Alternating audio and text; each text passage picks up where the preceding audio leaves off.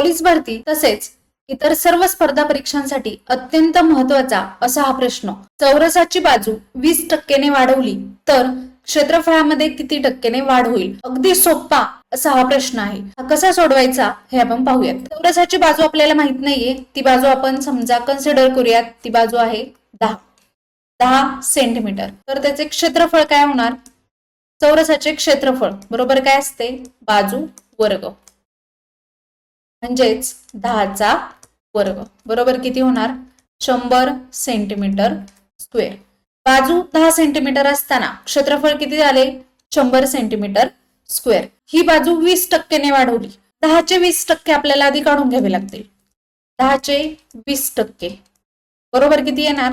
10 गुणिले 20% म्हणजे 20/100. 0 ला 0 कॅन्सल, हा 0 आणि हा 0 कॅन्सल, म्हणजे किती आला? 2.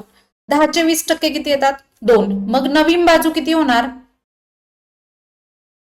नवीन बाजू बरोबर 10 + 2 12 सेंटीमीटर. मग चौरसाची बाजू 20% वाढवल्यानंतर बाजू आली 12 सेंटीमीटर. मग त्या चौरसाचे क्षेत्रफळ किती होणार?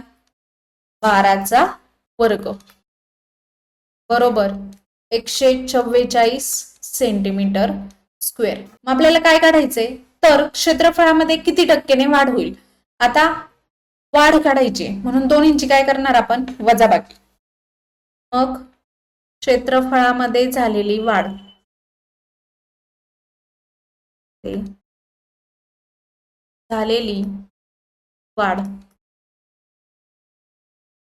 बरोबर किती असणार आहे? ती 144 वजा 100 बरोबर 44 सेंटीमीटर स्क्वेअर. म्हणजेच त्या क्षेत्रफळामध्ये किती टक्क्यांनी वाढ झालीये? आधी 100 सेंटीमीटर स्क्वेअर होतं, नंतर किती झालं? 144. म्हणजेच 44% क्षेत्रफळामध्ये वाढ झालेली आहे. कारण 100चे 44% किती येतात? 100 गुणिले 44/100 किती येणार आहेत? ते 44 बरोबर. म्हणून आधी 100 होतं, त्यानंतर 144 झालं, म्हणजेच आधीच्या क्षेत्रफळाच्या 44%ने ते क्षेत्रफळ वाढलं. म्हणूनच ऑप्शन 2 44% हे या क्वेश्चनचे बरोबर उत्तर आहे. आता असाच एक प्रश्न तुमच्यासाठी, चौरसाची बाजू 30%ने वाढवली तर क्षेत्रफळामध्ये किती टक्क्याने वाढ होईल?